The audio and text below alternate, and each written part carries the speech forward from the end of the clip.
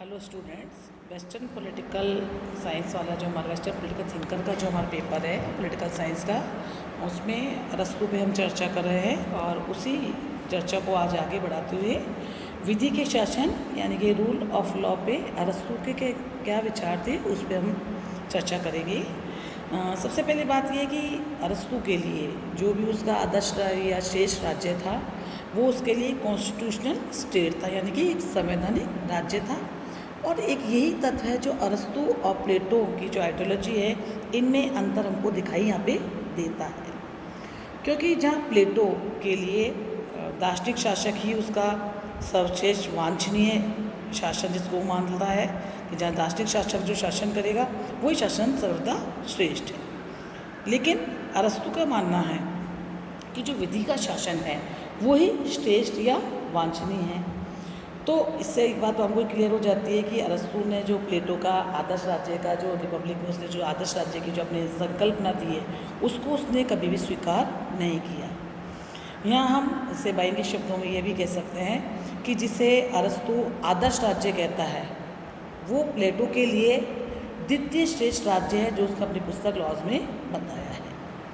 यहाँ हम आगे जब बढ़ते हैं तो देखते हैं कि अरस्तू प्लेटो की भांति है ना विधि के शासन को कोई दुर्भाग्यपूर्ण व्यवस्था के रूप में स्वीकार नहीं करता, बल्कि उसका तो ये मानना है कि जो भी विधि का शासन है वह एक अच्छे शासन का अंग है और एक अच्छे राज्य में अंतिम सत्ता जो है या अंतिम संप्रभु जो एब्सोल्यूट जो शासक होगा वो विधि यानी कि कानून का शासक होना चाहिए, कोई बुद्धिमान से बुद्धिमान व्यक्ति नहीं।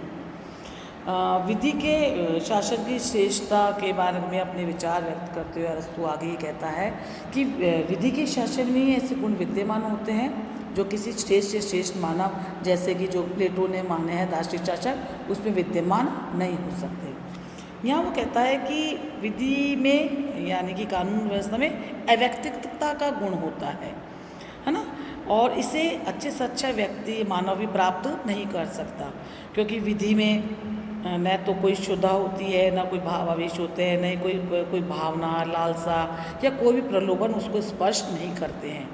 जबकि अच्छे से अच्छा मानव जिसको प्लेटो दार्शनिक शासक कहता है वो व्यक्तिक है, पर्सनल है। और पर्सनल होने का नहीं ऑब्वियस है कि हम चाहे कितनी उस पर बाधाएं या उसको कंचन और कामिनी से दूर कर लें, उसकी भावनाओं उसके प्रलोभनों स्वार्थों से हम उसको कभी भी दूर नहीं कर सकते हैं। और इस रूप में वो कहीं ना कहीं किसी न किसी रूप में वो अपने इन बातों से प्रभावित होगा।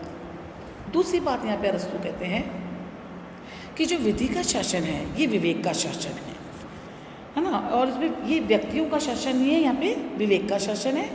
और इसके लिए वो कहते हैं कि अरस्तू ये कह रहे हैं कि विधि को सत्ता सौंपना यानी कि ईश्वर को सत्ता सौंपने जैसा है, क्योंकि विधि में कोई ऐसे भावावेश एकदम से कोई लालसा या प्रलोभन की बात नहीं आती है, बल्कि ऐसे इसके द्वारा एक ऐसे गुण आते हैं जो सत्ताधारी को एक विवेक सम्मत निर्णय लेने के लिए बाध्य करते हैं।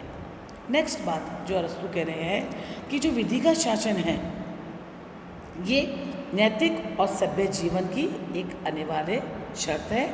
वो इसे कोई काम चलाओ या प्लेटो की भांति कोई ऑल्टरनेटिव्स के रूप में नहीं मानते हैं, क्योंकि यहाँ पे अरस्तू कहते हैं कि बुद्धिमान से बुद्धिमान शासक कोई भी हो है ना, लेकिन वो विधि की उपेक्षा नहीं कर सकता है, क्योंकि विधि ही वह शिक्षक है जो नागरिकों में सद्गुण के विकास की प्रेरणा दे सकती है।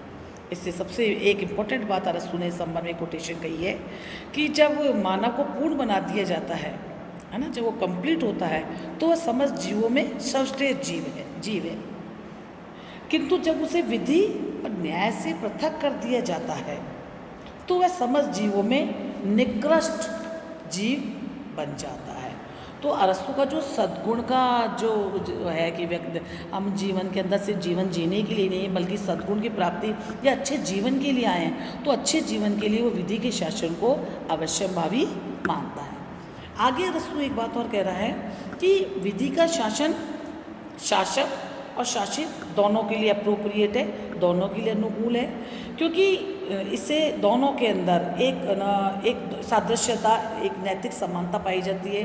क्योंकि यहाँ पे जो शासित है उसका आत्मसम्मान बना रहता है, यहाँ वो अपने आप को दास के जैसा, उसके अंदर कोई फीलिंग नहीं आती है।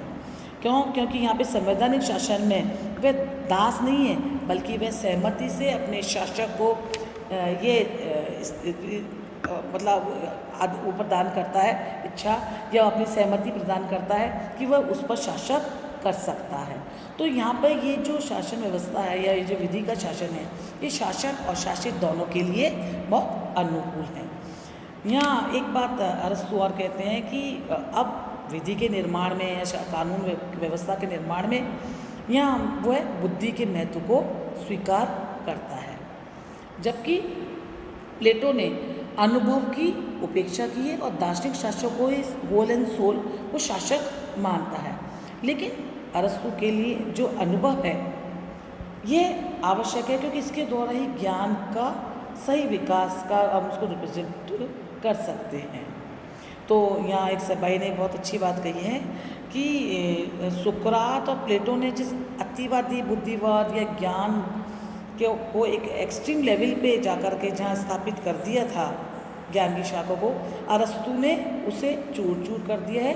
क्योंकि वो एक अच्छे राज्य के लिए विधि को आवश्यक मानता है, और वो उसे ऐसा नहीं विवेक से पृथक नहीं कर रहा है, लेकिन उसको विवेक के ऊपर स्थान प्रदान कर रहा है। तो इस प्रकार हम देखते हैं कि अरस्तु ने अपनी शासन, जो भी उसने शासन राज्य के बारे में, शासन व्यवस्था के बारे में, अच्छे राज्य के बारे में जब वह बात कर रहा है, तो वह विधि की श्रेष्ठता और सर्वोच्चता को स्वीकार करता है। यहाँ पे वो एक बात भी कहता है कि जो विधि है ये दो प्रकार की होंगी, स्पेसिफिक लॉज और यूनिवर्सल लॉज। स्पेसिफिक यानी कि विशिष्ट कानून और सार्वभौमिक कानून। यहाँ वो कह रहा है कि विशिष्ट विधियाँ वो होंगी जो कोई भी राजनीतिक समुदाय अपने सदस्य के लिए उनको बनाएगा। ये लिखित भी हो सकती है और अलिखित भी हो सकती है। लेकिन यूनिवर्सल लॉ जो होंगे, यानी कि जो सार्वभौमिक विधियाँ होंगी, ये वो विधियाँ होंगी जिन्हें हम इटर्नल कह सकते हैं या इटर्नल लॉज कह सकते हैं।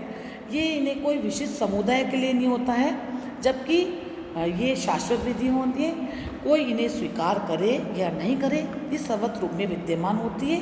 क्यों? क्योंकि इनका जो अस्तित्व होता है वो जब तक प्रकृति है तब तक उनका बना रहेगा। तो कुल मिलाकर हम ये कह सकते हैं कि अरस्तु के लिए विधि का शासन ही सर्वश्रेष्ठ शासन है। Thank you.